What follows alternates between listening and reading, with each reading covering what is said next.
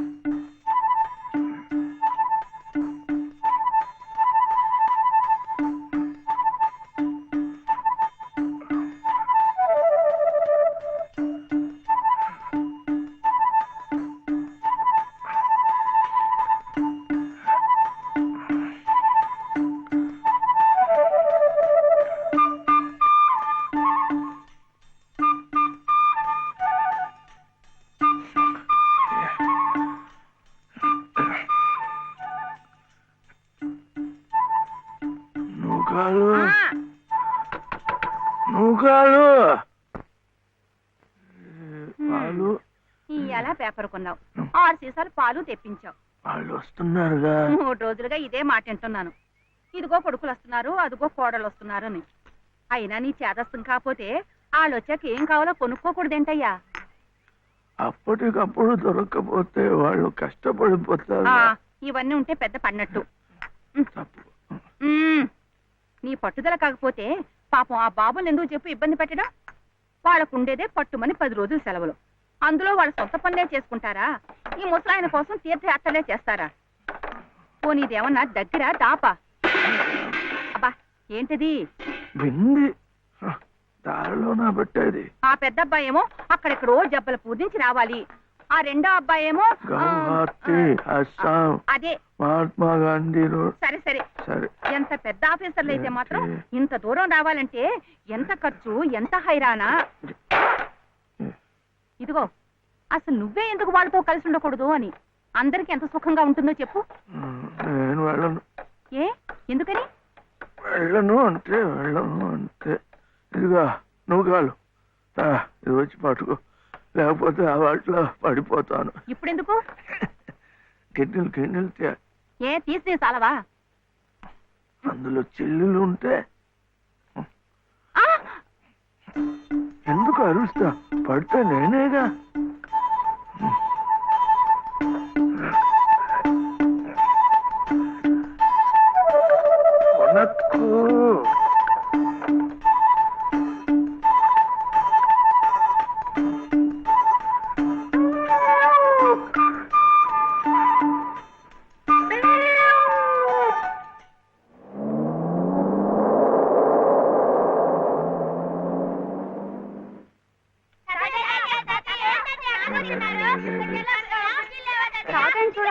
చూడాలంటే ఇప్పుడేంటే ఏడుపు? నమస్కారం మావయ్య, బాగున్నారా? ఊరుకమ్మా, ఊరుకో. తాజాకి వస్తున్నానన్న. బయటికి వెళ్ళి ఆడుకుంటారా? ఊరుకోనా? అది మన దీప్తి లేదు, దీప్తి కాలేజీ కథల పోటీల్లో దానికి ఫస్ట్ ప్రైజ్ వచ్చింది. దీప్తి ఆ ఫంక్షన్ పూర్తయ్యేసరికి కాస్త ఆలస్యమైంది, ట్రైన్ మిస్ అయిపోయింది.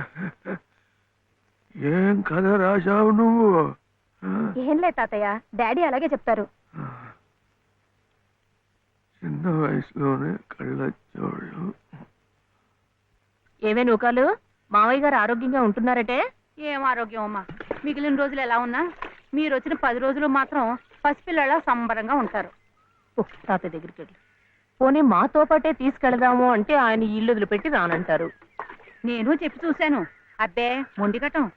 ఈ ముసలాయన కోసమన్నా మీ బంగ్లాలో అవన్నీ మర్చిపోయి 4 రోజులు సర్దుకుపోవాలమ్మా. ఇది మా నాన్న, ఇది మా తాతయ్య. ఇది మా తాతయ్య, ఇది టెంకాయ వేలు. తాతయ్య తాతయ్య, నువ్వు చిన్నప్పుడు ఇది వాయించాడుగా? తాతయ్య ఇది నీకోసమే తెచ్చాను, చూడు ఎంత బాగుందో. పాప కన్నం పెట్టి తీసుకొస్తాను. తాతయ్య ఒకసారి వాయించువా? వాయించు తాతయ్య. ప్లీజ్ తాతయ్య. ఏం తాతయ్య?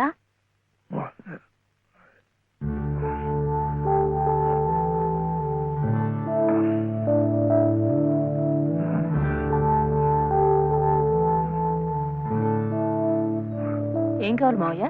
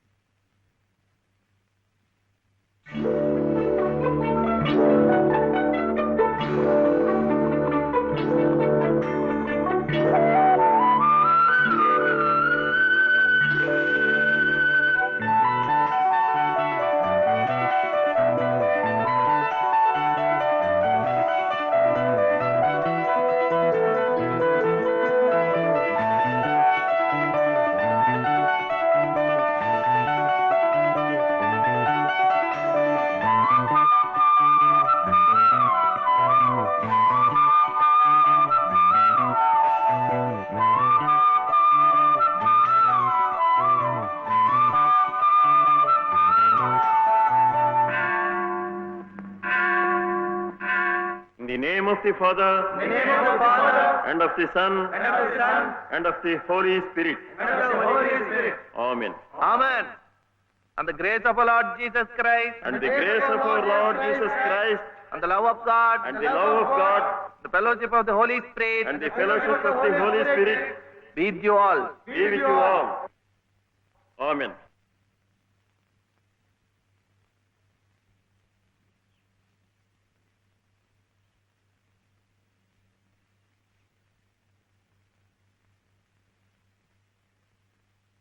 ఏమిటే మళ్ళీ కథ? అవును డాడీ, స్వాతి ముత్యం టైటిల్ బాగుంది కదా? బాగుంది, చాలా బాగుంది. అయినా ఇక్కడికి వచ్చిన తర్వాత కూడా కథలపిచ్చానా? కాసేపు హాయిగా తాతయ్యతో గడపక. తాతయ్యని మనసులో పెట్టుకుని కథ మొదలు పెట్టాను చూడు. బానే మొదలెట్టావు. ఆ తర్వాత? ఆ తర్వాతే రాయటానికి నీ కల్పన అక్కర్లేదే. తాతయ్య జీవిత కథే నీ టైటిల్కి సరిగ్గా సరిపోతుంది. సత్యం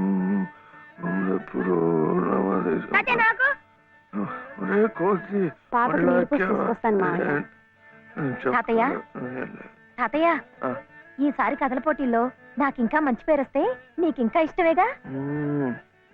మళ్ళీ ఫస్ట్ ప్రైజ్ వస్తే నీకింకా ఇంకా సంతోషమేగా? సంతోషమే. అయితే నీ కథ చెప్పవా, నేను రాసుకుంటాను. నాకు అంటూ వేరేగా కథేం లేదు. మీ నానమ్మ కథే నా కథ. పోనీ అదే చెప్పు తాతయ్య, నేను రాసుకుంటాను. అది 60-70 ఏళ్ల కథ. తాతయ్య నాకు 100 ఏళ్ల కథ కావాలి, చెప్పు తాతయ్య.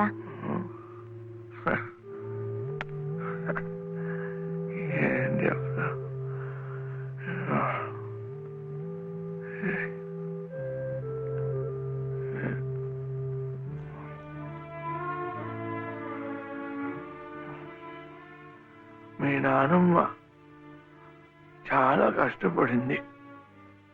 చిన్నతనంలోనే పసుపు కుంకుమం తీసుకెళ్ళిపోయాడు ఆ దేవుడు. మీ నాన్న ఒరే బాలు ఇక్కడ వీడు ఏంట్రా ఇది? వీడు ఇంతవాడుగా ఉన్నప్పుడు వాడిని వెంట పట్టుకొని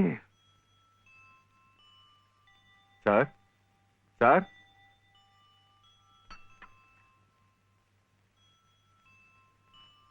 నమస్కారం బాబు. నమస్కారం అమ్మా. రండి బాబు, రండి అమ్మా. మావయ్య ఇదేనా మా తాతయ్య గారి ఇల్లు? అమ్మా, కోళ్ళ గారు వచ్చారమ్మా.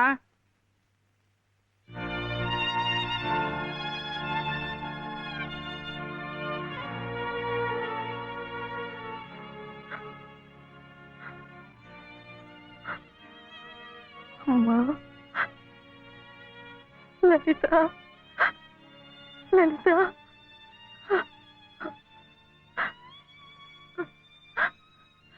నేను నాన్న, మీ నాన్నమ్మను. అంతా విచిత్రంగా జరిగిపోయింది. నేనే నమ్మలేకుండా ఉన్నాను.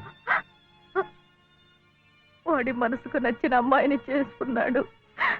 ఎక్కడున్నా వాడిని చల్లగా చూడు తండ్రి అని ఆ దేవుడికి మొక్కుకున్నానే కానీ మమ్మల్ని కాదని వెళ్ళిపోయాడని ఎన్నడూ బాధపడలేదు. ఎప్పటికైనా ఆయన మనసు మారకపోతుందా, నా కొడుకు కోడలు నా ఇంటికి రాకపోతారా అనుకున్నానే కానీ ఇలాంటి రోజు వస్తుందని ఎన్నడూ ఊహించలేదు.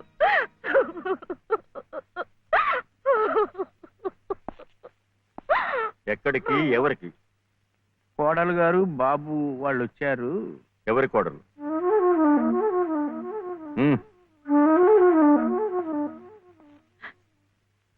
ఏమండి, వాళ్ళు తప్పే చేశారో ఒప్పే చేశారో అన్యాయం జరిగిపోయింది. కనీసం ఆ పిల్ల మొహం చూసైనా ఈ పసికందరు చూసైనా వాళ్ళని కనికరించండి. రాజేశ్వరి, నా మాట కాదని ఈ పిల్లను పెళ్లి చేసుకున్నాడని నా కన్న కొడుకుని ఇంట్లోంచి పోమన్నాను. పాడైపోయాక వీళ్ళెవరు రావడానికి? రావు గారు, మీరే అలా అంటే వాళ్ళు ఎక్కడికి వెళ్తారు, ఎలా బతుకుతారు? ఎలా బతకాలని నన్ను కాదని నీ చెల్లికి పెళ్లి చేసావు, అలాగే బతకమన్ను. అంత మాట అనకండి. వీళ్ళని సరిగ్గా పోషించే తాహత లేకే మిమ్మల్ని ఇలా అర్థిస్తున్నాను. మీరే కాదంటే ధర్మసత్రాలున్నాయి, అనాథాశ్రమాలున్నాయి. వద్దండి, ఇలా పంతాలకు పోయే ఉన్న ఒక బిడ్డను పోగొట్టుకున్నాం. ఇప్పుడు మిగిలిన ఈ రక్త సంబంధాన్ని కూడా. రాజేశ్వరి, నాతో వాదులాడి మన సంబంధం కూడా తెగతింపులు చేసుకోకు. రావు గారు, మీరొక్కసారి పెద్ద మనసుతో ఈ పసివాడి పరిస్థితి ఆలోచించండి. అన్నయ్య, బాబు,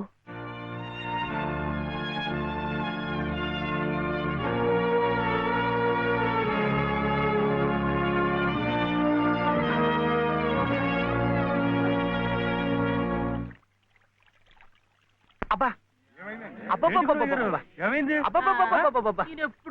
ఏమిటోనయ్యా చలపతి, ఇందాకటి నుంచి చూస్తున్నాను. జరిగిన దానికి అక్కడే కూర్చుని ఓ నిట్టూర్పు విడిచేద్దామంటే ఏది నిట్టూర్పు రాందే, ఒట్టి సొట్టూర్పే గాని. నువ్వా ఒకే అన్నవి, ఆ అమ్మాయి ఒకే చెల్లెలు, మీది సామాన్యమైన కుటుంబం. దీనికి పెద్ద నిట్టూర్చాల్సిన అవసరం లేదు. ఎందుకంటే దేశంలో కోట్లాది ప్రజలు మనలాంటి వాడే కాబట్టి. ఒక కోటీశ్వరుడు కొడుకు తండ్రిని ఎదిరించి మన లలితమ్మను పెళ్లి చేసుకున్నాడు అంటే ఇది పెద్ద నిట్టూర్చాల్సిన విషయం కాదు. లక్షల పెళ్లిళ్ళు ఇలాగే జరుగుతున్నాయి కాబట్టి. కానీ 5 సంవత్సరాలు తిరగకుండానే అమ్మాయి 5వ తరం పోగొట్టుకుని పుట్టింటికి తిరిగి వచ్చేసిందే, అది నిట్టూర్చాల్సిన విషయం. అప్పుడే నిట్టూరు చేశాను. ఇక పోతే ఆ రావు గారు పంతాలకు పోయి దయాదాక్షిణ్యం లేకుండా కోడల్ని మనవణ్ణి ఇంట్లోంచి బయటకు గెంటేశాడే, అదేమన్నా కథదయ్యా? పోనీలే కదా అని నిట్టూరు చదివేయడానికి. అదే అక్కడ కూర్చుని తలుచుకుని గుండె తరుక్కుపోయి, బాబు గుండె తరుక్కుపోయిన ఉండు, అప్పుడే సొట్టూర్పు వచ్చేసింది. సరే, ఆ విషయాలని వదిలేయి. మనం నిట్టూర్చి ఆ రావు గారు సొట్టూర్చాలంటే ఒక్కటే మార్గం ఉంది. ఆయన్ని కోర్టుకి ఈడ్చి భరణం కక్కించడమే. ఇంకా ఎందుకులేండి వీధిని పట్టాం? ఏదో భగవంతుడు దానికి అలా రాసి పెట్టాడని సర్దుకుపోవటమే మంచిది. ఇలా సర్దుకుపోతే తన బాధ్యత తగ్గిపోయిందని దేవుడు కూడా నిట్టూరు చేస్తాడు. నా మాట విను ఉభయ కుశలోపరి. మైసూరెద్దు లాంటి మేల్జాతి లాయర్ని పెట్టి ఆ రావు గారిని గానుగలో తెలక చెక్కలా నలిపేసి భరణం పిండేద్దాం. ఈ పిండుదల నిమిత్తం ప్రస్తుతానికి 2 శాతాలు ఓ 200 ఇచ్చేయి.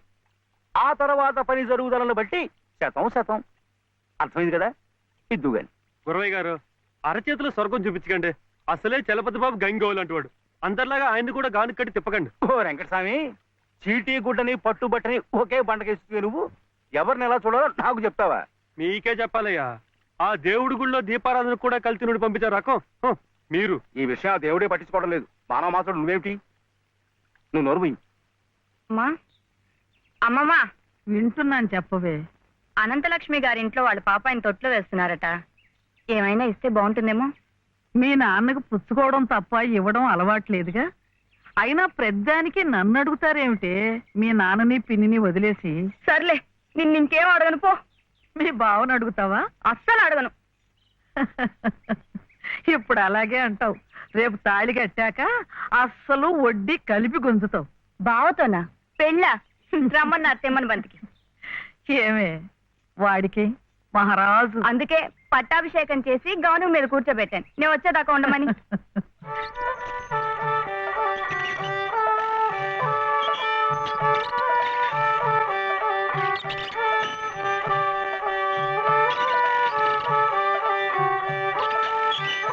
నా దగ్గర మాత్రం వ్యర్థ వేషాలు అని చెప్పండి. డబ్బు పంపిస్తేనే డబ్బా పంపించేది.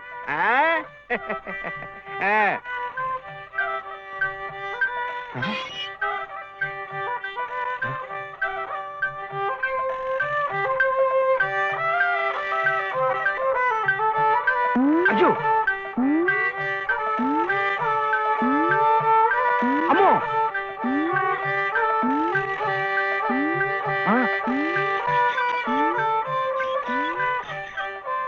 ఎరా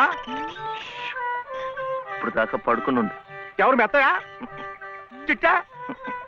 మరెవరు? ఎద్దు. ఎద్దా? ఎద్దు ఇప్పుడు దాకా నిద్రపోయింది, ఇప్పుడే లేచి తిరుగుతోంది పాపం. ఇట్ట అరుస్తే మళ్ళీ పడుకుంటుంది. ఇంకా నూనె ఉండదు, గీనె ఉండదు. ఇంకా ఉషేమిట్రా? నీ కాళ్ళు చేతులు విరిచి గానుగలు వేసి చెప్ప. అగో అగో అగో.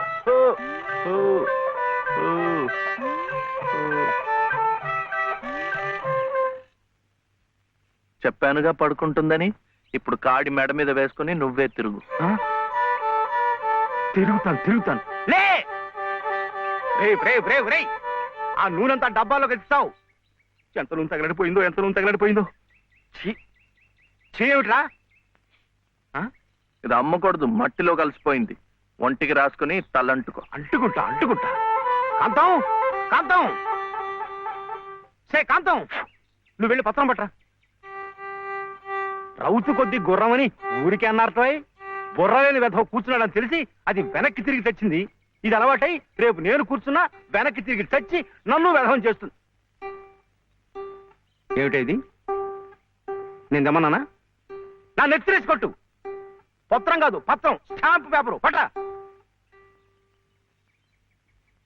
మళ్ళీ సంతకం పెట్టాలా మావయ్య? అవును. నేను పెట్టను. ఎందుకని? ఆయనమ్మ పెట్టద్దంది. పెట్టకపోతే ఈ నష్టం ఎవరు భరిస్తారా? ఎవరు భరిస్తారు? డబ్బా నూనె ఖరీదని తెలుసా? 200. నీ బొంద.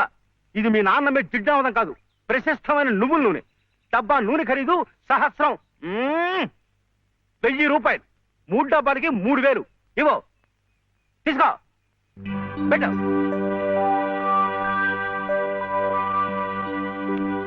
ఇది పెట్టింది, ఇది పెట్టింది, ఇది కూడా పెట్టింది. ఇది పెట్టలే. ఏమి కాదు, మళ్ళీ సంతకం పెడుతున్నావా? మావయ్యకు చాలా నష్టం వచ్చిందట. 3 సహస్రాలు. ఎవరు చెప్పారు? ఏమయ్యా రే, లే.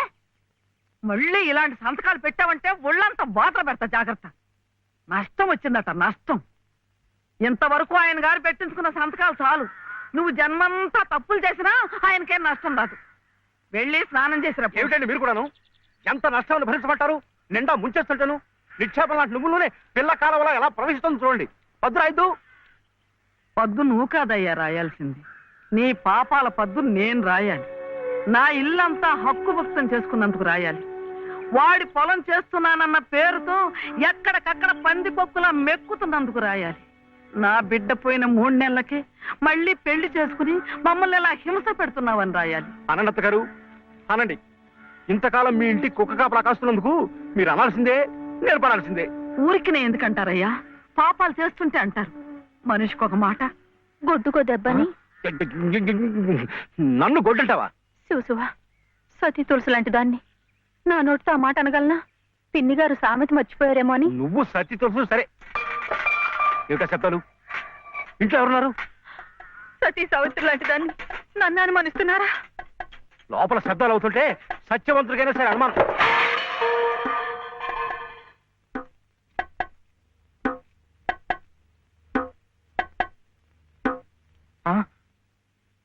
చూడు నాన్న, నీకు దిష్టి తగులుతుందని చాటుగా పలహారం పెడితే సీతమ్మ లాంటి దాన్ని నన్నే అనుమానిస్తున్నారు. రామచంద్రుడి కనుక అనుమానించానే, ఏం తప్ప? నువ్వు రామచంద్రుడు కాదయ్యా, రావణాచంద్రుడు. ఆ విషయం తెలియకే బంగారం లాంటి నా కూతురు గొంతు కోసేసినాను. అవకాశం దొరికింది కదా అని నా ఇంట్లో తిష్ట వేసి మేసేస్తూ మీరే నా గొంతు కోశారు. సిగ్గు లేకపోతే సరి. సిక్కులేదని అమ్మ అన్నాడు. అవునన్నా, నేను ఇప్పుడే గోదాట్లో దూకుసేస్తా. నీతో పాటే నేను చచ్చిపోతానన్నా. రా తల్లి. అగో, ఇదే ఈతల పోటీలు అనుకున్నారంటే ఒకళ్ళ వెనకాల ఒకళ్ళు దూకడానికి చావడానికి మీరెవరు చావక్కర్లేదు. మీరు ఇక్కడే బతికి చావండి, నన్ను చంపండి. పట్టు సీర తెస్తనని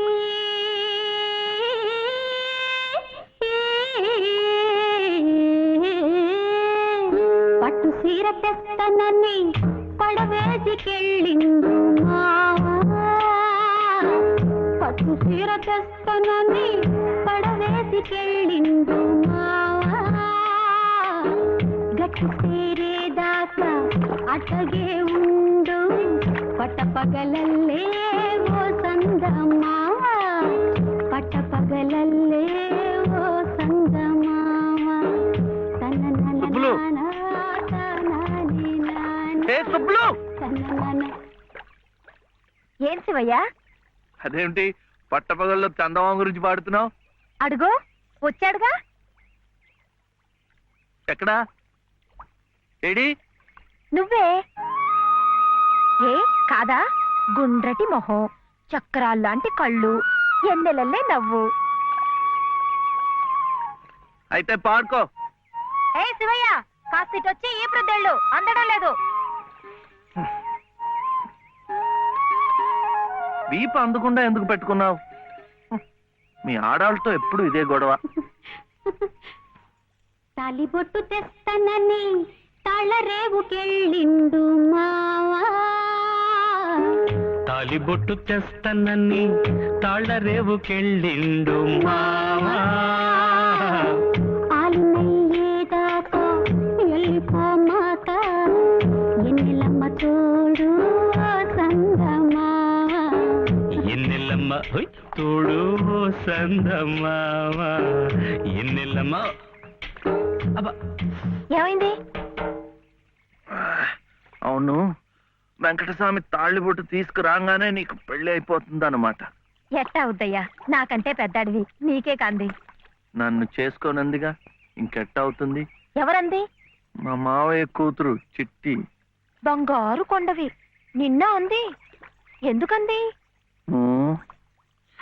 మా నాయనమేమో శివయ్యని నీ మొగుడు చిట్టి అంది. చిట్టేమో నేను నీ పెళ్ళానా బావా అని నన్ను అడిగింది. నాకేం తెలుసు, నానమ్మ నీ అడుగు అన్నాను. అన్నిటికీ నానమ్మ అనేవాడికి పెళ్ళందుకు అని చెప్పి నా తల మీద మొట్టకాయ వేసి వెళ్ళి పోసి పిచ్చి మొద్దా, మంచి పని చేసిందిలే. ఇదిగో ఓ మంచి లగ్గం చూసాయి, మన ఇద్దరం మనవాడేద్దాం. ఏంటి శివయ్య, వింటున్నావా? లేదు, బొందు కంటుకుంటున్నావు.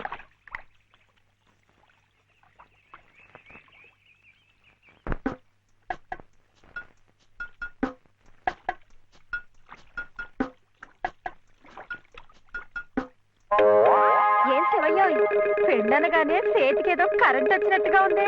అంటే కర్మ, మను అయితే మన ప్రేమ పట్టపగ్గాలు ఉండవు. ఊరి సచ్చినోడా నువ్వా? ఎల్లెలో. ఏటే సుబ్బులు, చెయ్యి మారగానే సాకు తగిలిందటే చుట్టుకున్నావు. పట్టేవాళ్ళ బుద్ధేంటో ఆ చెయ్యి వాటంలోనే తెలిసిపోద్ది. అమ్మా!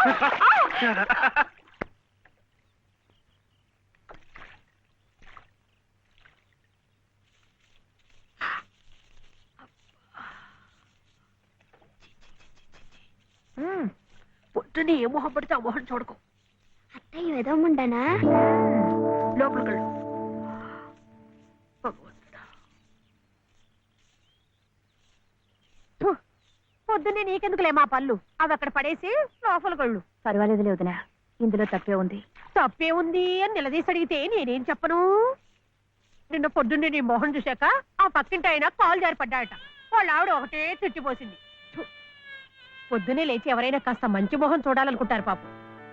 ఏమే నీళ్ళు, నువ్వు వెళ్ళి కాస్త కాఫీ పని చూడమ్మా. వెళ్ళు.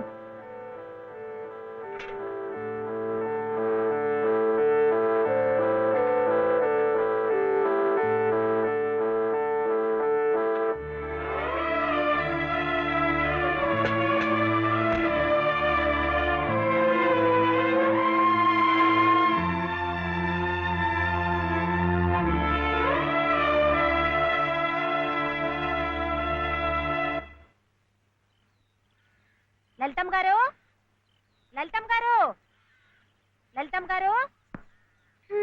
అదేమిటి రోజు ఎంచగ్గాను దుర్గమ్మ గారు అని నా పేరు పెట్టి పిలిచేదానివి, ఈ రోజు ఏమిటి లలితమ్మో అంటా గావుకేకలు దుర్గమ్మ లలితమ్మ అయిపోయింది ఏమిటి? అదెట్టా అవుతుందమ్మా? దుర్గమ్మే, లలితమ్మే. నా జాకెట్, నా లాగు, నా చొక్కా ఎక్కడా? ఇదిగో బాబు, తమ చీరలు 2 రాసుకోండి. ఒరే చెంప అక్కడ పెట్టరా.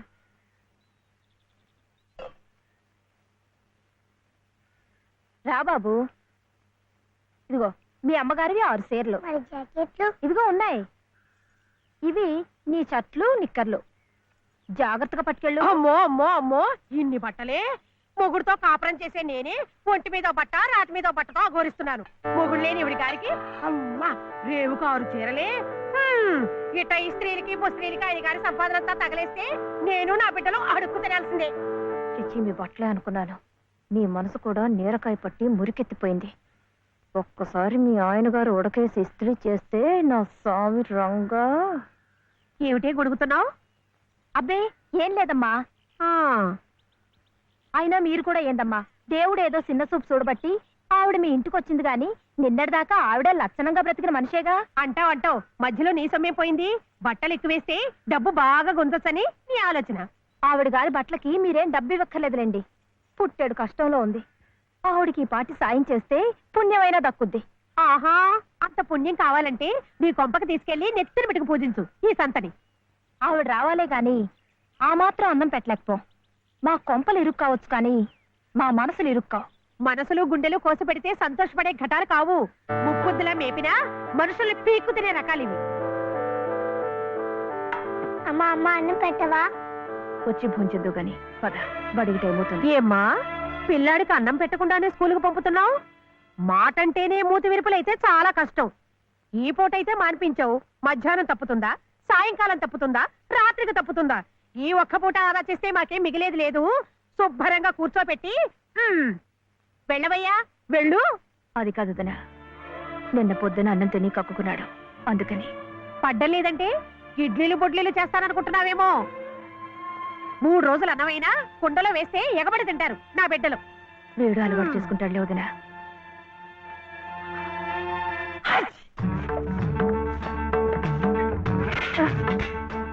ఇక్కడ గొడిగే. నీకు వర్షం వస్తుందేమోనని. సర్లే, ఎక్కడైనా పెట్టు. రామ ఇక్కడ కాదు, అక్కడ.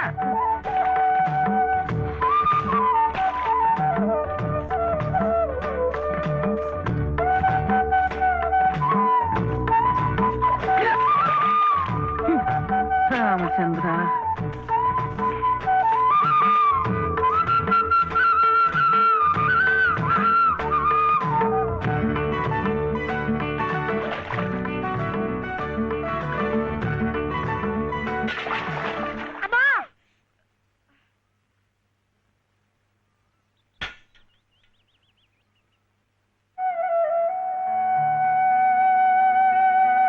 అయ్యయ్యో ఏమిట్రా ఈ తలతిక్క పనులు? చూడలేదు. సర్లే, బిడ్డ పూర్తిగా తడిసిపోయాడు. ఏమనుకోకమ్మా. పర్వాలేదు. చాలే. అయితే రేపటి నుంచి నీళ్లు కూడా పోయను. ఒరే, ఇదంతా నా కోసం అట్రా, నీ కోసం కాదు. ఏది చేసినా భక్తితో చెయ్యాలయ్యా. అయితే ప్రసాదానికి వెళ్ళినా వెళ్ళు. ఓం రాజాతిరాజాయ ప్రసహ్య సాహినే నమో వయం వై శ్రవణాయ కుర్మహే సమే కామాం కామ కామాయ మహ్యం కామేశ్వరో వై శ్రవణో దదాతు. ఇంకా నైవేద్యం కాలేదురా. శ్రవణో దదాతు.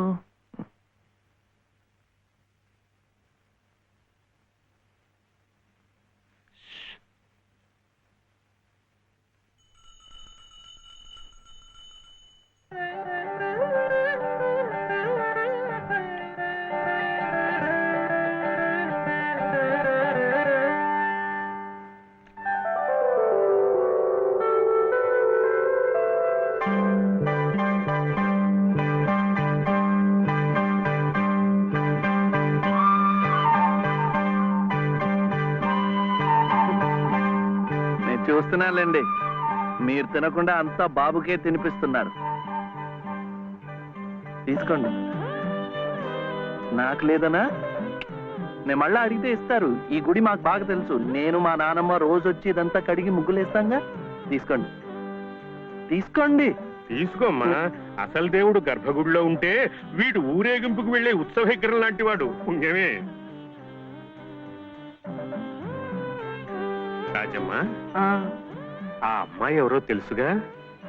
మన చలపతి చెల్లెలు లలిత. అలాగా? నేను గుర్తుపట్టలేదు.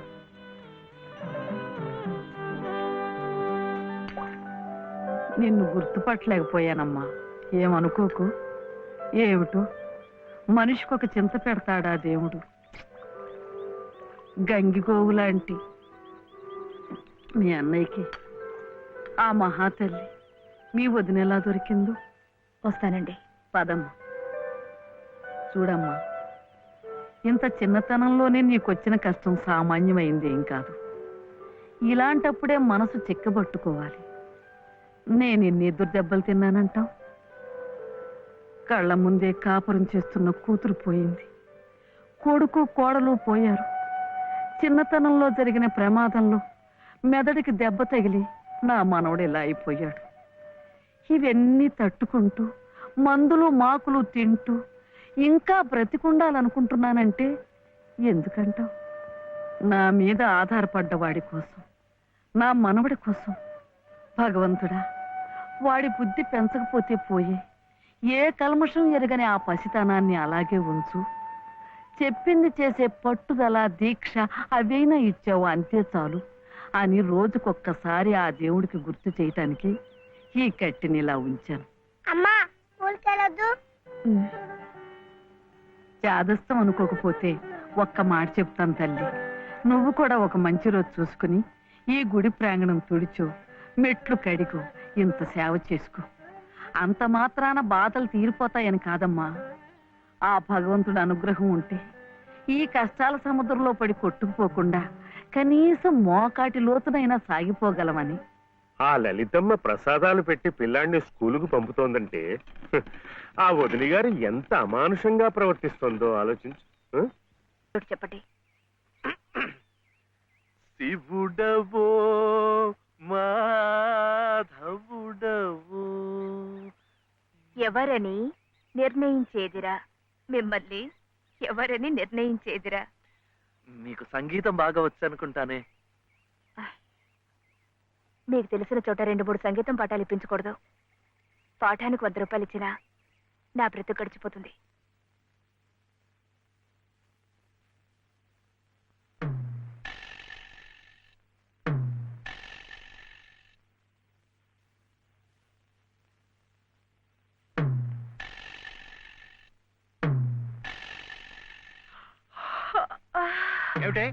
ఏమిటి అప్పుడే ఆవలింతలు? పెళ్లినాడు హోమం చుట్టూ తిరుగుతుంటే పురోహితుడు చెప్పాడు కాబట్టి తిరుగుతున్నారు అనుకున్నాను. తెల్లవారులు మంచం చుట్టూ కూడా అలాగే తిరుగుతారని నాకేం తెలుసు? పాడుగాను బుద్ధి. తిరుగుతున్నానంటే ఏ కోణంలో చూస్తే నువ్వు అందంగా ఉంటావో చూస్తున్నా. నా అందం చూడటానికి ఈ జన్మ సరిపోతుంది. నా కడుపు పండటానికి మరో జన్మ పడుతుంది. పడితే పట్టని ఏమిటి? అన్ని జన్మలకి నేనే నీ మొగుణ్ణి. మావయ్య దిగు దిగు దిగు. అలా చూడకూడదు రాత్రిపూట. ఏమిటయ్యా? రా. మధ్యలో వాడిందికే. నువ్వు కూర్చో. నువ్వు వెళ్ళరా. వెళ్ళు. ఇవ్వు.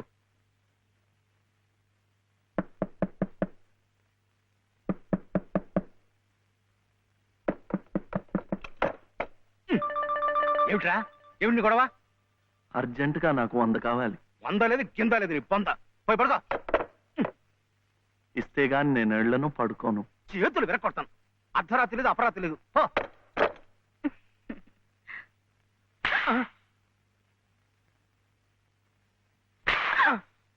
అల్లుడు ఏమిటండి మీరు కిటికీ? అది కాదయ్యా, ఇందాకాడేదో నేను అడిగినట్టున్నాడు, నువ్వేమో కాదన్నట్టుకున్నావు. అందుకన్నాడు కొరడా ఇచ్చుకొని రక్తాలు వచ్చేలా కొట్టుకు చేస్తున్నాడు. సావనివ్వండి, నేను లొంగను. అయితే నేను ఈ ఘోరం చూడలేను. నేను ఇప్పుడే గోదాట్లో దూకు చేస్తా. ఉండు నాన్న, నీతో పాటు నేను కూడా తూగి చచ్చిపోతాను. ఆగు. పగలు లేదు రాత్రి లేదు, ఒకటి ఈతల పోటీలు ఇద్దరికి. రాడు చూడాడు ఎలా కొట్టుకి దిగిపోతున్నాడు. అయినా ఆడు అడిగింది లచ్చలా కోట్ల ఓ కొంద. మీకు 100లాగా కనిపిస్తున్నాడు మీ బొంద. ఇలా 10 సార్లు 10 వందలు ఇస్తే ఎన్ని వందలు అవుతాయి నా బొంద? ఇలా ఇప్పటికిప్పుడు కావాలంటే చిల్లర ఎక్కడి నుంచి తీసుకోవాలి వాడు బొంద? ఇదిగో బాబు అందా, అలా కొట్టుకోకూడదమ్మా.